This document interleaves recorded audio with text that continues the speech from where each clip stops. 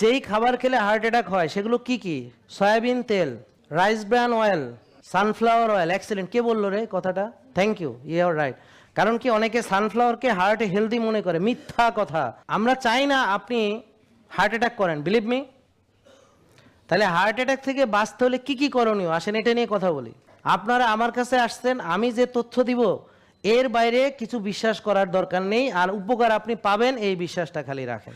কারণ দেখেন, প্রতিটা মানুষের কর্মপদ্ধতি আলাদা, সুস্থ হওয়ার নানান উপায় আছে, কিন্তু আমাদের একটা প্যাকেজ যেটা একটার সঙ্গে একটা রিলেটেড। এই জন্য আপনারা যখন আমাদের মানবেন, শুধু আমাদের কথা, আমাদের কাজ, আমরা যেভাবে বলি এই।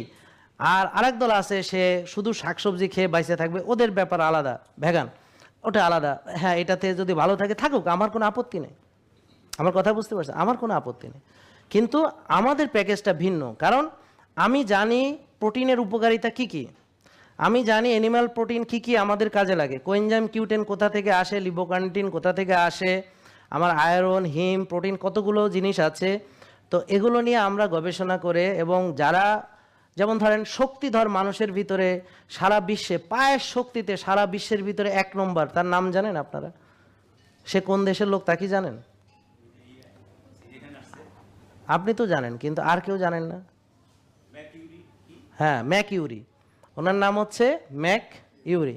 তাহলে উনি একটা লাথি মারছে, এমন লাথি যে 3টা বেসবল ব্যাট একসঙ্গে করে রাখছে, এক লাথিতে 3টা বেসবল ব্যাট ভেঙে ফেলছে।